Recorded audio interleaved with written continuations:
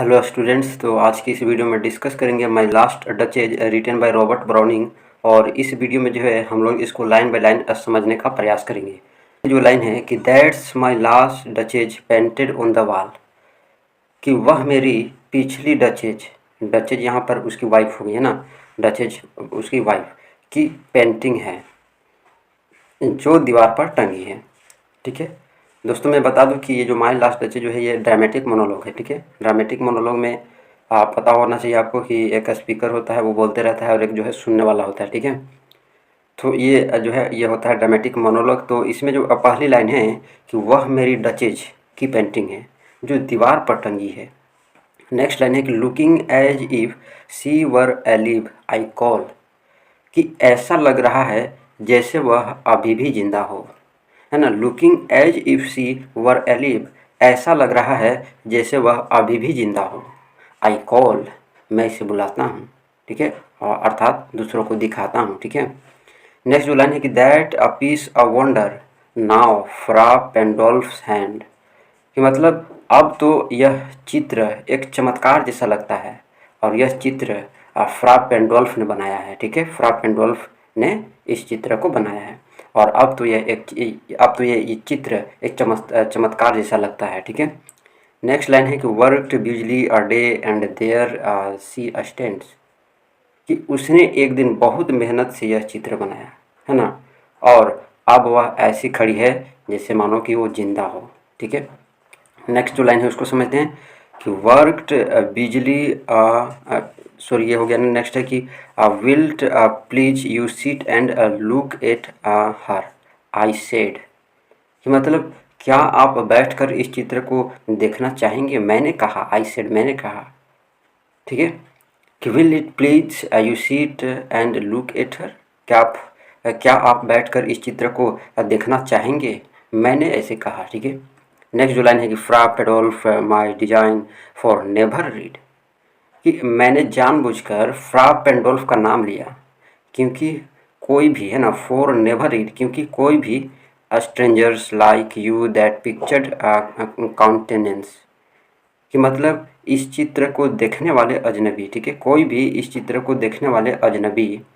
Next जो line है कि the depth and passion of its and earnest glance, कि मतलब उसकी गहराई और भावुक नज़रों को देख करके। ठीक है, क्योंकि कोई भी इस चित्र को देखने वाले अजनबी उसकी गहराई और भावुक नज़रों को देख करके। But to myself they turned since none puts my the curtain I have drawn for you but I, मतलब मुझसे ही पूछते हैं। बट टू माई सेल्फ, है ना, बट टू माई सेल्फ, मुझसे ही पूछते हैं क्योंकि कोई और इसे हटा नहीं सकता है ना। Since no puts by. ठीक है, तो ये चीज़। नेक्स्ट जो लाइन है कि the curtain I have drawn for you, कि वह पर्दा जो मैं ही हटाता हूँ और कोई भी इसे हटा नहीं सकता। ठीक है, सब सब जो है मुझसे ही पूछते हैं। नेक्स्ट जो लाइन है उसका मतलब समझते हैं कि and seemed as they would ask me if they durst, है ना, कि मतलब कि एंड सीम्ड, और ऐसा लगता है, as they would ask me, जैसे वे मुझसे पूछना चाहते हो, इफ दे डस्ट, कि अगर हिम्मत हो तो। ठीक है, अगर हिम्मत हो तो, ऐसा लगता है जैसे वो मुझसे पूछना चाहते हैं अगर हिम्मत हो तो। ठीक है, नेक्स्ट जो लाइन है कि how such a glance came there, how such a glance came there, कि किस तरह की नज़र उस चित्र में कैसे आई। सो नोट द फर्स्ट, इसलिए यह पहली बार नहीं था। Are you turn and ask the shirt was not, कि कि कोई आप जैसा व्यक्ति ऐसा सवाल कर रहा है ना, कि इस तरह की नज़र उस चित्र में कैसे आई, इसलिए कि यह पहली बार नहीं था कि कोई आप जैसा व्यक्ति ऐसा सवाल कर रहा है। ठीक है, तो बात समझ में आई। मतलब यहाँ पर जो ये जो स्पीकर है वो एक मैसेंजर को जो है ये सभी कह रहा है बातें। ठीक है, तो ये सभी बातें जो है मैसेंजर को यानी किसी दूसरे को जो है सुना रहा है। ठीक है, ये सभी बातें कह रहा है वो फोटो को देख करके, है ना। नेक्स्ट जो लाइन है कि her husband's presence only called that a spot, कि सिर्फ उसके पति की यानी मैं की उपस्थिति ही उसके चेहरे पर वो मुस्कुराहट लाती है। ठीक है, मुस्कान लाती है। Of Joy into the duchess cheek perhaps, कि शायद उस खुशी की लाली उसके गालों पर और भी वजहों से आती थी। ठीक है, of Joy into the duchess cheek perhaps, कि शायद उस खुशी की लाली उसके गालों पर और भी वजहों से आती होगी। ठीक है, नेक्स्ट जो है कि फ्रा पेंडोल्फ चांस्ड टू से हर मेंटल लैप्स, कि मतलब शायद फ्रा पेंडोल्फ यानी जो चित्रकार है ने यूं ही कह दिया कि उसका ओढ़ना उसके गले पर सुंदर ढंग से गिरता है, हर मेंटल लैप्स। ठीक है, नेक्स्ट जो लाइन है कि over my lady's reached too much और paint must never hope to reproduce the faint, मतलब ओवर माई लेडीज रीच्ड, कि मैडम कृपया ठहरिए ताकि मैं आपकी मुस्कान को चित्र में कैद कर सकूं। ठीक है, ओवर माई लेडीज। ठीक है, must never hope to reproduce the faint, या यह कि कोई चित्रकार उस हल्की मुस्कान को दोहरा नहीं सकता। ठीक है, या कोई चित्रकार उस हल्की मुस्कान को दोहरा नहीं सकता। नेक्स्ट जो लाइन है इसका मतलब समझते हैं कि half flush that dies along her throat such stuff, कि हाफ फ्लश जो उसके गले से होकर फैलती उस लालिमा को दिखाती है ना, लालिमा को दिखाती है, सच स्टफ, इस तरह की बातें। ठीक है, जो उसके गले से होकर फैलती उस लालिमा को दिखाती है। ठीक है, उस लालिमा को दिखाती है, इस तरह की बातें। Such stuff was courtesy she thought and cause enough, कि वह इन्हें शिष्टाचार समझती है ना, कोर्टेसी सी थाउट वो सोचती समझती है, एंड काउज एनफ और ये बातें उसके लिए इतनी बड़ी थी, है ना। नेक्स्ट जो लाइन है कि for calling up that spot of Joy, कि फिर से वह खुशी की चमक उसके चेहरे पर लौट आती थी। ठीक है, सी हैड उसके पास, है ना। नेक्स्ट जो लाइन है कि a heart how shall I say too soon made Glade, कि एक ऐसा दिल, है ना, एक ऐसा दिल कैसे कहूँ, ए हार्ट एक ऐसा दिल कैसे कहूँ जो बहुत जल्दी खुश हो जाता था, कि हाउ सेल आई से कैसे कहूँ, टू सून मेड ग्लेड, कि खुश हो जाता था। ठीक है ना, कि खुश हो जाता था। नेक्स्ट जो लाइन है कि too easily impressed she liked words ever. ठीक है,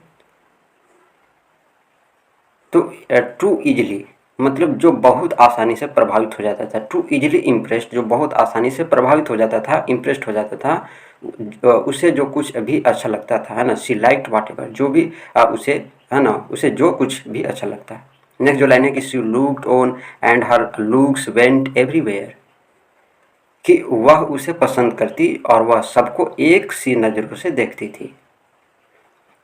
Sir, was all one my favor at her breast, कि जनाब, है ना, सर जनाब सब कुछ उसके लिए एक सम्मान था। ठीक है, my favour at her breast मेरे दिए हुए हार का महत्व। ठीक है, breast, my favour at her breast.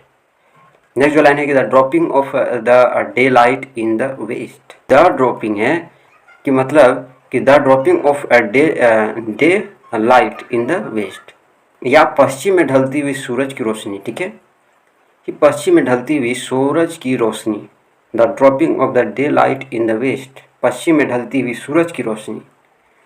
The bough of cherries some officious fool, कि मतलब किसी मूर्ख सेवक द्वारा लाए गए चेरी के फूल, है ना, cherries some officious fool.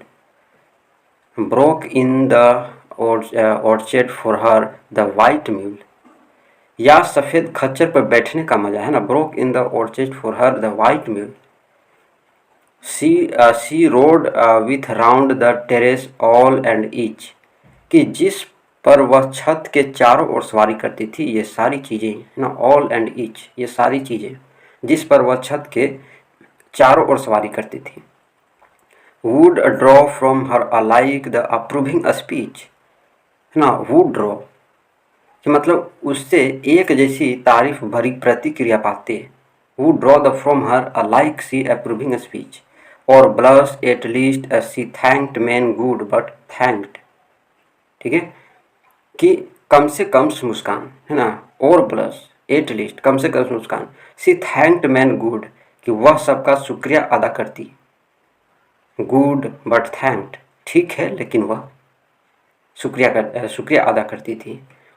Somehow I know not how as if she ranked, कि जैसे वह सभी को एक ही स्तर पर रखती हो, जैसे कि वह सभी को एक ही स्तर पर रखती हो।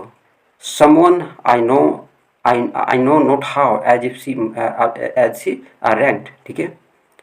नेक्स्ट जो लाइन है कि my gift of a 900 years old name, कि यहाँ तक कि मेरे 900 साल पुराने खादान के नाम को भी, ठीक है, ओल्ड नेम 900 ईयर्स, ठीक है।